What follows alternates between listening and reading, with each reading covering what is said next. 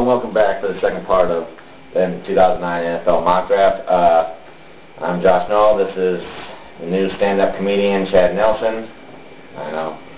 And we're going to start off with the 17th pick in the draft, which is the New York Jets. And they're probably going to be looking at Josh Freeman right here.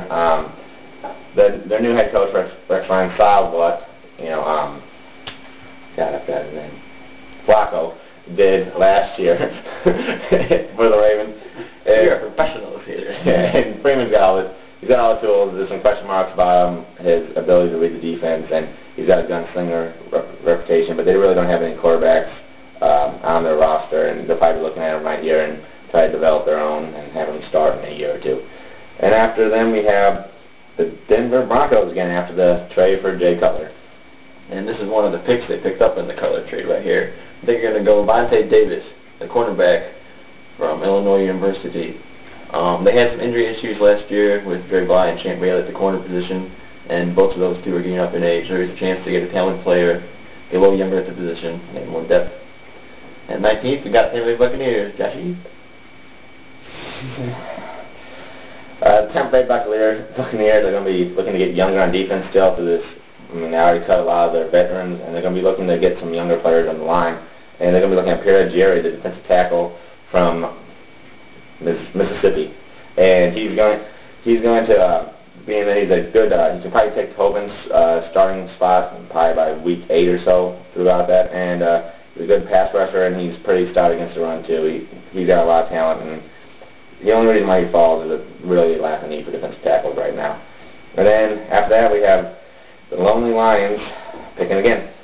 Yes, lonely in the win column this past season. And yeah, sure. Hopefully not.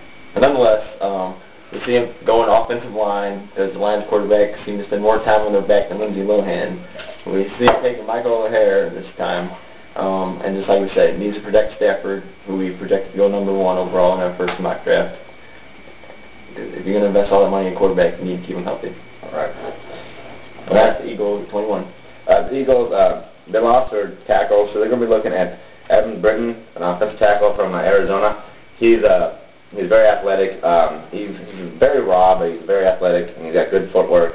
And he doesn't have a lot of upper body strength, but he knows how to get underneath someone's pads and pull them up. They'll be looking at him trying to protect Donovan McNabb or Telvin Campbell, whoever the trauma that is the Eagles decide to put on at quarterback. And after the Eagles, we have the team they beat in the playoffs, the Minnesota Vikings. We see the Vikings going to Akeem Nicks, the wide receiver from North Carolina. They didn't really get the progression out of Sidney Rice they expected last season, and I think they're going to try a receiver in the first round after failing a couple years ago with Troy Williamson. So we're going to give another shot here with Akeem Nicks. 23, we have the New England Patriots. 23, we have Connor Barwin, the defensive end / linebacker from Cincinnati. The passes of this kid. He's a Mike Vrabel clone, hard work ethic. He's a converted tight end, like Mike Vrabel. He can be in a goal line situation. He's only played 1 year at the defensive end position, I think, 1 or 2 years. But he's very athletic, very skilled, and very intelligent player, and he just seems like the type of player that the Patriots like to target all the time. And after the Patriots, you have the surprising Atlanta Falcons. Yeah. Who would have thought they'd be picking 24th in the draft this year? But we see him taking Brandon Pettigrew, the tight end for Oklahoma State. There's an opportunity for him to get some more tools for Matt Ryan to work with. Just help progress that offense, allow Matt Ryan to become a more complete quarterback, and trying to help his staff and help the team. Their favorite, young quarterback's favorite receiver is always the tight end. So we got the Dolphins at 25. The Dolphins, Parcells likes the hard-hitting, the really tough players on his team, and Alfonso Smith, the defensive back from Wake Forest, he is exactly that. He's a hard worker. He's very good. The only reason why he's not high on the draft is his height. Could be a concern at 5'9", but as you've seen with Antoine Winfield, he has the coverage skills, and he shouldn't be that big of a problem at the next level. He's a very good player, and he's just a complete ball hawk, and they need secondary help. So there's your pick. And after the Dolphins, you have the Baltimore Ravens. So you can go on receiver in this pick, and this is going to be Darius Hayward-Bay, the tall receiver from Maryland. He's really got prototypical size for an NFL receiver. And yeah, he can be a legit #1 option for Flacco there. I think this is a pick to help out Flacco, obviously. Right. Give him some more options to throw to. Right. 27, we have the Indianapolis Colts.